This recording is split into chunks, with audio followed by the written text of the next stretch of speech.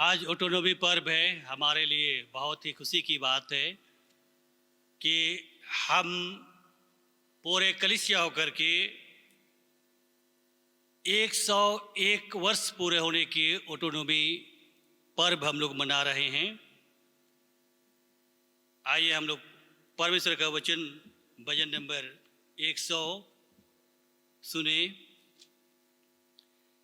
हे सारे पृथ्वी के लोगों, यहोवा का जय जयकार करो, आनंद से यहोवा की आराधना करो, जय जयकार के साथ उसके सन्मुख आओ। निश्चय जानो कि यहोवा ही परमेश्वर है, उसी ने हमको बनाया और हम उसी के हैं। हम उसकी प्रजा और उसकी चराई की भेड़ें हैं। उसके फाटकों से धन्यवाद और उसके अंगनों में स्तुति करते हुए प्रवेश करो। उसका धन्यवाद करो और उसके नाम को धन्य कहो, क्योंकि यहोवा भला है, उसकी करुणा सदा के लिए और उसकी सच्चाई पीढ़ी से पीढ़ी तक बनी रहती है। आमीन। हम प्रार्थना करें। हे सर्वशक्तिमान परमेश्वर पिता, हम पूरे मंडली मिलकर तुझे तेरे सब आशीषों के लिए धन्यवाद देते हैं कि तूने हमारे व्यक्तिगत, पारिवारिक एवं कलीसियाई जीवन में विभिन्न प्रकार के आशीषों की भरपूरी दी और आज हमारे प्रिय गोष्ठ और कलीसिया के इतिहास की विशेष घटना को एक दूसरे के साथ स्मरण करने, उस पर आनंद मनाने और तेरी महिमा और लोगों की सेवा के निमित्त आत्म समर्पण के लिए ले पहुंचाया है। हमारे ऑटोनॉमी कलीसिया में विभिन्न प्रकार की समस्याएं आती हैं, परंतु तूने हमें ढिढ़ा कर स्थिर रखा है। आज हमें यहाँ ले पहुँचाया।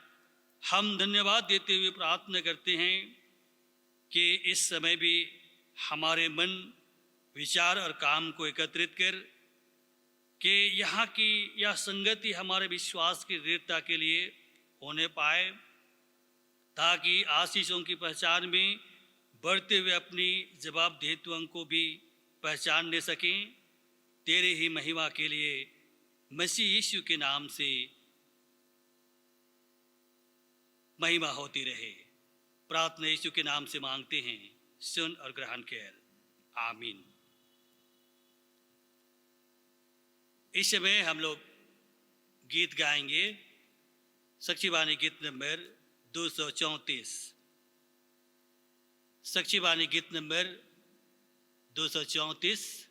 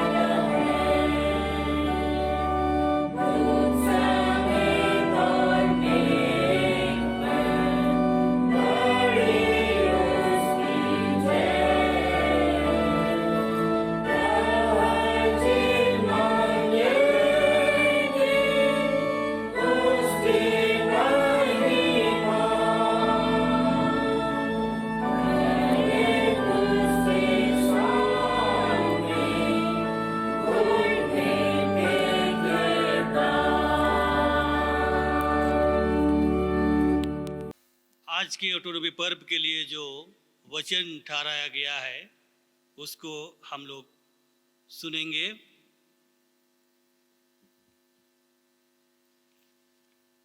यूहन्ना रचित सुसमाचार उसके 4थे अध्याय, यूहन्ना रचित सुसमाचार उसके 4थे अध्याय पद संख्या 39 से लेकर के आगे 42वें पद तक।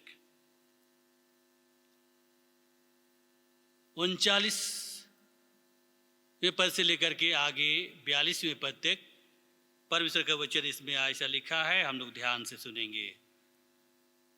उस नगर के बहुत से सामरियों ने उस स्त्री के कहने से यीशु पर विश्वास किया, क्योंकि उसने यह गवाही दी थी, उसने सब कुछ जो मैंने किया है मुझे बता दिया।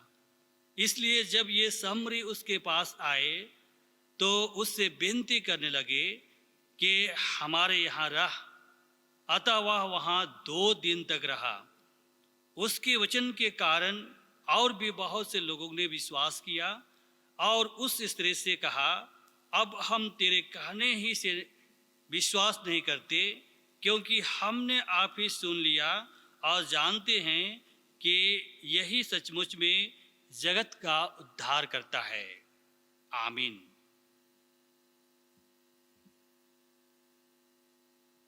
मसीह में प्यारे विश्वासियों, आज ऑटोनॉमी पर्व है और ऑटोनॉमी पर्व के 101 वर्ष आज हम पूरा करते हैं और यह हमारे लिए बहुत ही आनंद का विषय है।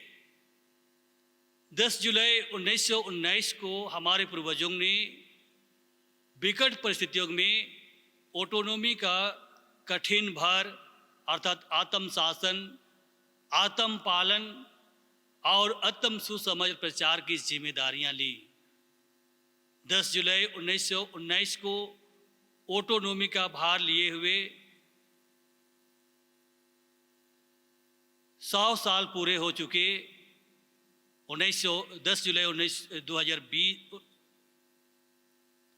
10 जुलाई 2019 को ऑटोनॉमी का भार लिए हुए 100 साल पूरे हो चुके और हम सभी ने अपने स्तर में, कलीसिया स्तर में ऑटोनॉमी जुबली उत्सव मनाया।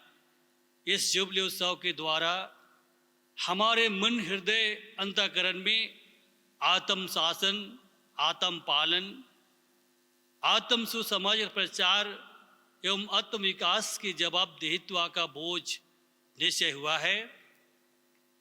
मुझे विश्वास है कि हम सबों को ऑटोनॉमी की ओर बढ़ने के लिए प्रेरणा मिली है। आने वाले समय में इसका परिणाम मंडली से लेकर कलीसिया स्तर में जरूर देखने को मिलेगा, अर्थात सकारात्मक परिवर्तन आएगा। यह ऑटोनॉमी जुबली बहुत सारे जवाबदेहित्व हमको सौंप कर समाप्त हो गया है और आने वाले दिनों में उसको पूरा करने की चुनौती हमारे ऊपर है। इस चुनौती को पूरा करने के लिए जैसे गलाती 6:2 में कहता है, एक दूसरे का भार उठाओ और इस प्रकार मसीह की व्यवस्था को पूरा करो। हमें भी एक दूसरे की मदद करते हुए ऑटोनॉमी की व्यवस्था को पूरा करना होगा। क्या मनोहर भाली बात, जहाँ भाई हाथों हाथ चलते हैं और हैं एक प्राण ख्रिस्त की आज्ञा के समान। इस गीत के बोल को न केवल मुंह से गाएं परंतु मन हृदय से आत्मसात करते हुए कार्यक्रम में भी प्रकट करें। निश्चय प्रभु हमें सहायता करेगा और ऑटोनॉमी कलीसिया को प्रभु की महिमा के लिए संभालते हुए विकसित और गतिशील बनाए रखेंगे। मसीह में प्यारे विश्वासियों, ये तो हम लोगों ने इस ऑटोनॉमी की घटनाओं को हम लोगों ने देखा कि 10 जुलाई 1919 को हमारे कलीसिया को ऑटोनोमस घोषित किया गया और 10 जुलाई 2019 में 100 साल पूरा हुए और तब 10 जुलाई 2020 जिस समय हम पाए जाते हैं 101 साल पूरा हुए।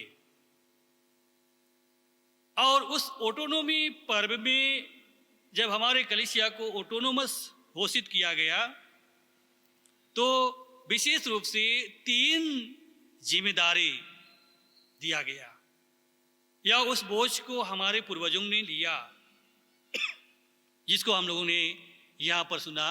आत्म शासन, आत्म पालन और आत्म सुसमाचार प्रचार। प्यारे विश्वासियों, हम देखते हैं कि आत्म पालन, आत्म शासन और आत्म सुसमाचार प्रचार ये हमारे कलीसिया का एक द्वार है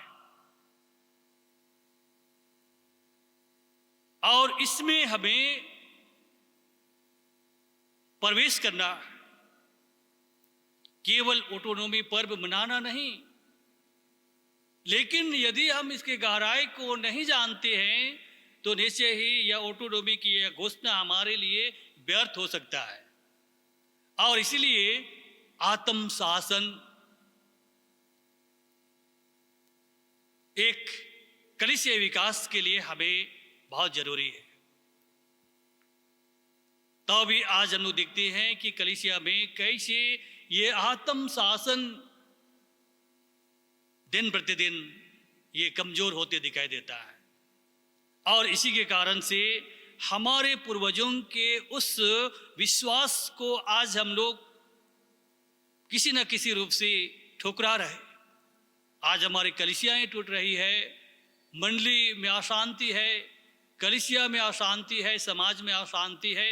ये आत्म शासन का कमी हमें दिखाई देता है। दिन प्रतिदिन हमारे कलीसियाएं टूटते जा रही है और उसी तरह से आत्म पालन हमारे कलीसिया के लिए एक बहुत बड़ी जिम्मेदारी है जिसको चलाने के लिए हमारे पूर्वजों ने, हमारे माता बहनों ने घड़ा सिद्धि देने का अंगीकार किया, घोषणा किया, आरंभ किया और उस समय से निरंतर खाना पकाने से पहले एक मोटी चावल अलग करते रहे और इसके द्वारा से हमारे कलीसिया चलाए जा रही है। लेकिन मसीह में प्यारे विश्वासियों, आज ये घड़ा सिरनी को भी का भी महत्व लोग नहीं जानने लगे। लोग घड़ा सिरनी भी देना नहीं चाहते और घड़ा सिरनी के साथ साथ कई प्रकार के कलीसिया ये दान देन हैं, इन सभी दान देन भी लोग नहीं देना चाहते। लेकिन आज हमारे ये ऑटोनोमस कलीसिया का यह जिम्मेदारी है कि जब तक हम अपनी मुट्ठी नहीं खोलेंगे, जब तक हम अपना दान नहीं देंगे, हम इस कलीसिया का जिम्मेदारी का बोझ को हम कैसे उठाएंगे, ये हमारे लिए एक चुनौती है। और इसलिए निश्चय ही हमारे पूर्वजों ने जो कसम खाई है, घोषणा की है, वो निरंतर आज भी जीवित है और उसको हम सबों को पालन करने की आवश्यकता है। मसीह में प्यारे विश्वासियों, इसी के साथ ही आत्म सुसमाचार प्रचार और इस आत्म सुसमाचार प्रचार के लिए सेवक सेविकाएं भेजे जाते हैं। एक कठिन परिस्थिति में प्रशिक्षण लेकर के भिन्न भिन्न जगहों में सुसमाचार प्रचार करने के लिए जाते हैं। उनका देखभाल करना, उनको आर्थिक सहायता करना स्थानीय मंडली कलीसिया की जिम्मेदारी होती है। और इसलिए यदि हम दान नहीं दें, यदि हम अपने मुट्ठी ना खोलें, तो हमारे सेवक सेविकाओं का आर्थिक सहायता नहीं मिल सकेगी। और इसलिए हमें ज़रूरी है कि कलीसिया की सेवा के लिए सुसमाचार प्रचार करने के लिए एक एक विश्वासियों को अपनी मुट्ठी खोलने की आवश्यकता है कि हम अपने सहयोग के द्वारा से आत्म सुसमाचार प्रचार के कार्य को हम आगे बढ़ाएं। मसीह में प्यारे विश्वासियों, तो भी हम 100 साल 10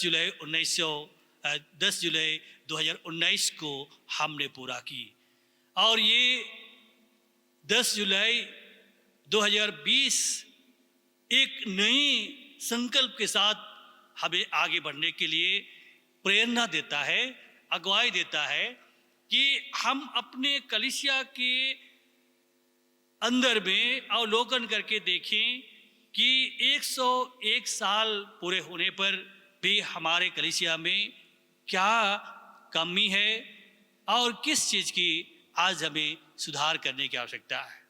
क्या हमें नए संकल्प के साथ किस दिशा में आज हमें आगे बढ़ने की आवश्यकता है।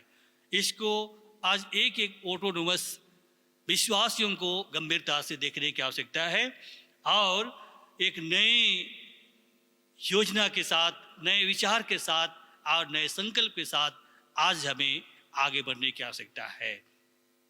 और इसलिए परमेश्वर ने हम कलीसिया के लोगों को चुना है कि इस परमेश्वर के कर्ज को हम आगे बढ़ाएं जो यीशु ने अंतिम आज्ञा के रूप में हमें दिया है कि सारे जगत में जाओ, सुसमाचार प्रचार करो और जो विश्वास करेंगे उनको परमेश्वर पिता, पुत्र और पवित्र आत्मा के नाम से बपतिस्मा दो, चेला बनाओ और जो आज्ञा मैंने दी है तो उसको मानना सिखाओ। देखो मैं जगत के अंत लो सदा तुम्हारे संग हूँ। सो मसीह में प्यारे विश्वासियों, हम परमेश्वर के चुने हुए लोग और परमेश्वर के द्वारा से भेजे गए लोग हैं। आज हमारी जिम्मेदारी है कि निश्चय ही हम परमेश्वर के इस कार्य को आगे बढ़ाएं। मसीह में प्यारे विश्वासियों, और तब हम परमेश्वर की उस योजना के तहत हम निरंतर आगे बढ़ते जाएंगे। परमेश्वर का वचन आज के मनन के लिए जो हम लोगों ने सुना कि उस नगर के बहुत से समरियों ने उस स्त्री के कहने से यीशु पर विश्वास किया क्योंकि उसने यह गवाही दी थी, उसने यह सब कुछ जो मैंने किया है मुझे बता दिया। इसलिए जब ये समरी उनके पास आए तो उसे विनती करने लगे कि हमारे यहाँ रह, अतः वह वहाँ 2 दिन तक रहा।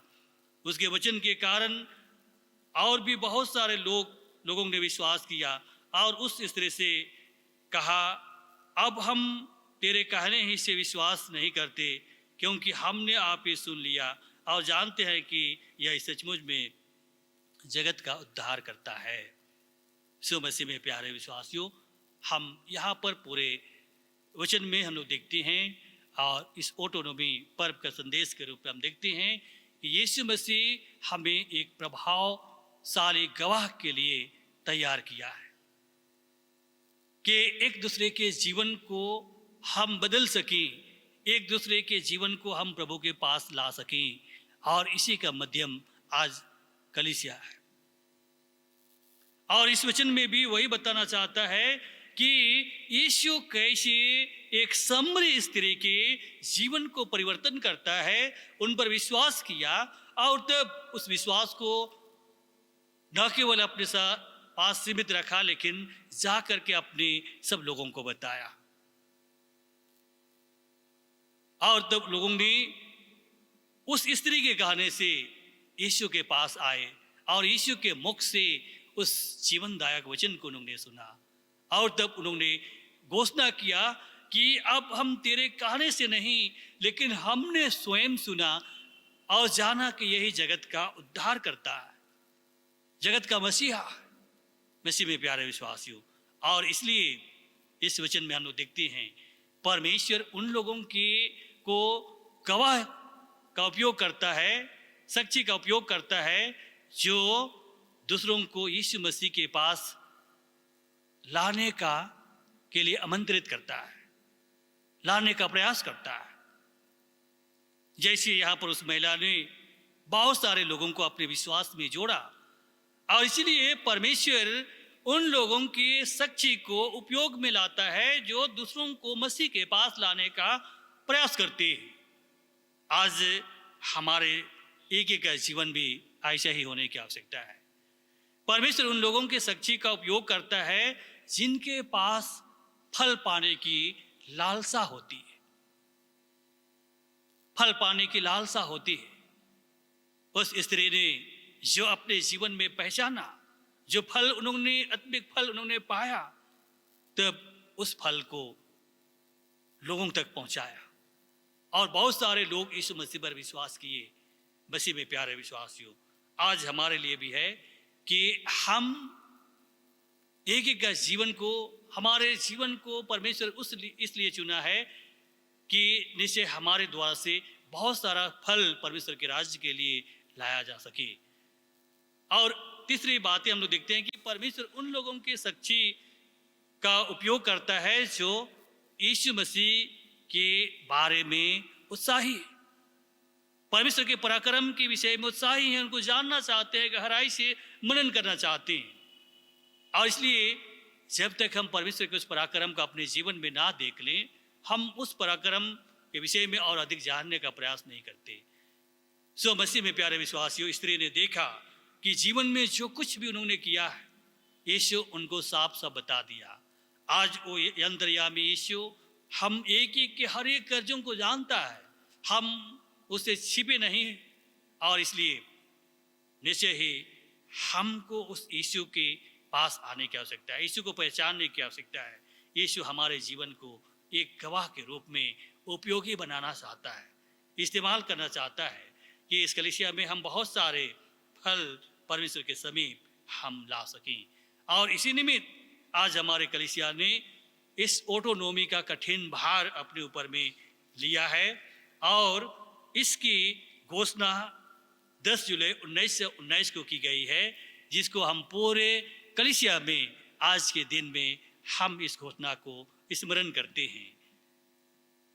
आइए हम इस घोषणा को सुने जो 10 जुलाई 1919 को छोटा नागपुर और असमस्त लुथेरन मंडली के प्रतिनिधियों का ने किया, निर्णय लिया ईश्वर की अनुग्रह से। इसलिए कि जब जांच कमीशन ने हमको बुलाया है कि गवर्नर जनरल इन काउंसिल किसी प्रकार से बिहार और उड़ीसा के गोस्टर एवेंजेलिकल लुथेरन मिशन की संपत्ति किसी ऐसी मिशन सभा को हस्तांतरण करने को मंजूर नहीं करती है जिस सभा में अधिकतर ब्रिटिश तत्व नहीं है, अथवा ऐसी सभा को भी जिसका आर्थिक कारोबार ब्रिटिश छोड़ अन्य अंग से चलाया जाता है। हम लोग किसी ब्रिटिश लुथेरन मिशन सभा को नहीं जानते हैं जो कि हिंद सागर के उपयोग शर्तों को पूर्ण कर सके। अतः हम सेंट्रल कमेटी के सदस्य और सारे छोटा नागपुर और असमस्त लुथेरन मंडली के प्रतिनिधिगण नम्रतापूर्वक यह प्रकट करते हैं कि हमारे पुरखों और हमारे ग्रहण किए हुए बहुमूल्य लुथेरन विश्वास की रक्षा करने को और हमारे छोटा नागपुर की लुथेरन मंडली के इतिहास में कठिन समस्या हमारे सामने उपस्थित हैं, उसे निरूपण करने को हम यह घोषणा करते हैं कि हम अपनी मंडली की कर्ज निर्वाह के लिए आत्म शासन का कठिन भार अपने ऊपर लेने को तैयार हैं। इस दृढ़ आशा और भरोसा के साथ कि हमारी दयालु सरकार की पैतृक चिंता पर हमारा विश्वास है कि सरकार हमारे विद्यालयों के लिए सहायता प्रदान करेगी। उस समय लो कि जब हम जवाबदेही का पूरा भार अपने ऊपर ना ले सकें और यह जानकर कि ट्रस्टी जो ठहराए जाएंगे सो छोटा नागपुर और असमस्त लुथेरन कलीसिया की भलाई और लाभ के लिए ही केवल संपत्ति रखें कि नेशनल मिशनरी काउंसिल कृपया एक छोटा नागपुर लुथेरन शिक्षा संबंधी परामर्श सभा सृष्टि करें जो सरकार के आगे हमारे स्कूल के लिए जवाबदेहित्व रहे कि उक्त सभा का परामर्श लेकर हमारे सेंट्रल कमेटी के कर्ज करीनी सभा शिक्षा विषयक बातों पर परिचालन करें कि उक्त बोर्ड व सभा उन स्कूलों के व विषयों की विद्यालयों के लिए जहाँ तक बने शक्तिवर्धन और संपत्ति जमा करें। मसीह में प्यारे विश्वासियों, यही तो घोषणा हमारे पूर्वजों ने किया जो हर साल हम लोग ऑटोनॉमी पर्व के अवसर पर हम दोहराते रहे हैं। परमेश्वर इस घोषणा में, इस वचन में हम एक एक ऑटोनोमस विश्वासियों पर बहुत ऐसे आशीष प्रदान करे। आमीन। इस समय हमारे यूथ के द्वारा से एक विशेष गीत प्रस्तुत किया जाएगा।